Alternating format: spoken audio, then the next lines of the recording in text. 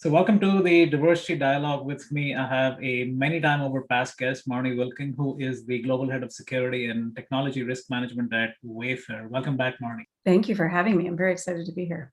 And I have a co-conspirator with me, my fellow co-host, Laurie Cornmesser, who is a VP of Worldwide Charm Sales at Psychognitor. Welcome, Laurie, and thank you for co-hosting this with me. Absolutely. I'm delighted. Thank you. All right, so I can take a back seat and hand it over to Laurie. Laurie, why don't you jump in and I'll chime in as needed. Great. I mean, these conversations continue to be so important to the way that we just recognize our experiences, and in shared experience, we can be more collective, right? So I'm just delighted to have Marnie here and Ashwin and your team. Thank you for continuing to do this bold work. So Marnie, let me just start. Cybersecurity is one of the fastest growing segments of our business, right? Every time I turn on the news or read something, I'm seeing that, but yet it is one of the least diverse parts of our business. Why do you feel this is the case? It's a good question. Cybersecurity is a little bit of a niche within a niche,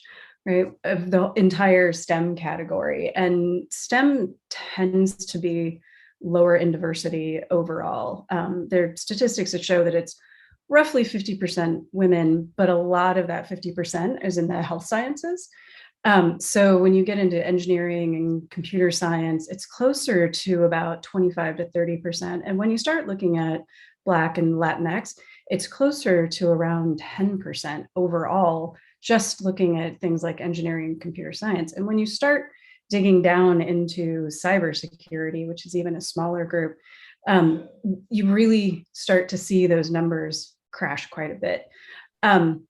I will be honest, I don't know what all of the reasons are. I think that there are a number of factors, right? I think there are some unconscious biases that come particularly around girls in STEM at young ages, maybe even conscious biases, but definitely I see, girls in school being discouraged. My own daughter, when she was in second grade, I think wanted to do a science camp and said to me, well, I know science is sort of a boy thing, but I really like it.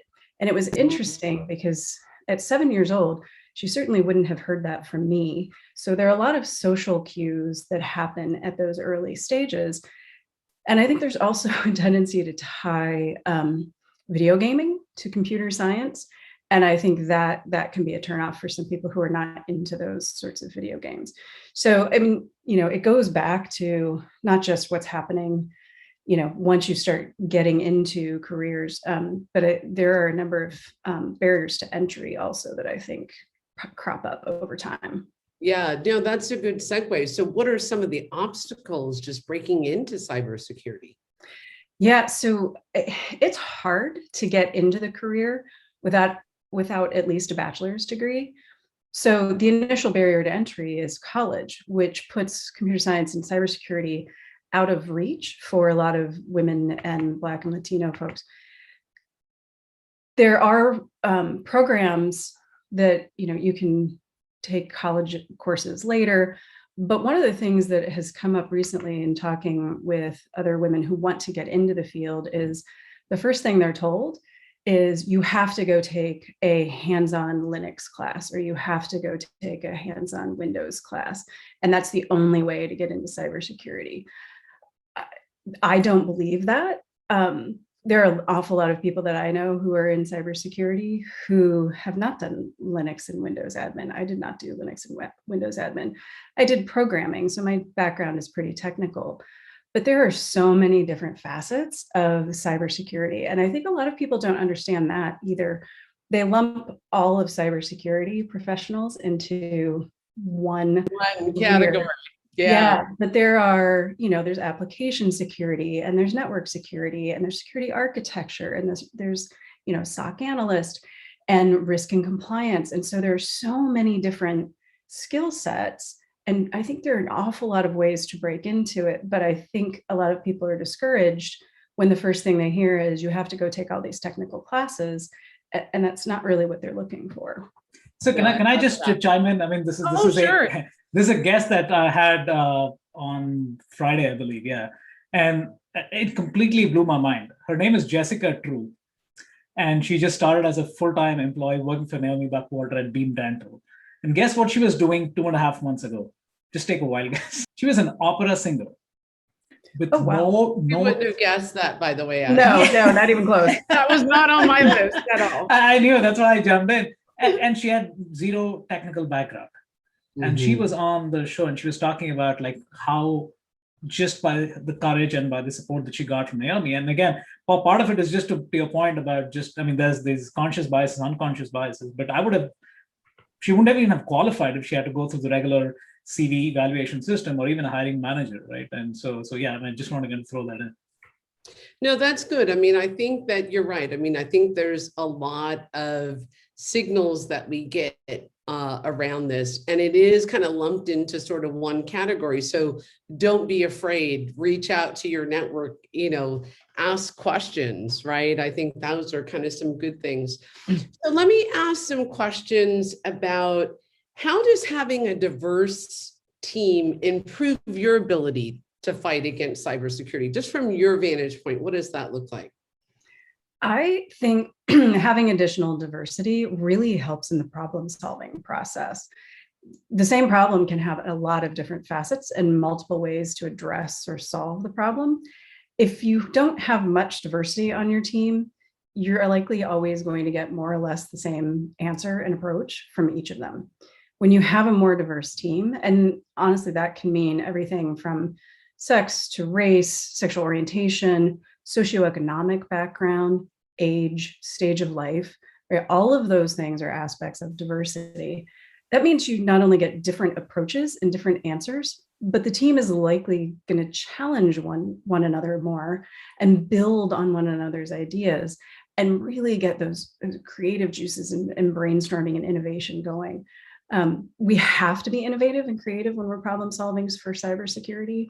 Even now, I've been doing this for 25 years, and I'm sure people think, oh, all of the cybersecurity problems have been solved. We have tools for everything. We do not have tools for everything. And sometimes we have to get very creative when we're trying to address a threat or a vulnerability. And having a more diverse team, I think, helps you do that way more effectively. Yeah, that's great. And that's great to see that companies are recognizing that spirit and that energy that comes to the organization that is more diverse. No, I love what you said there. I had a quick question. Again, this goes back to the human resources side of things, right? And I haven't been a manager for many, many years.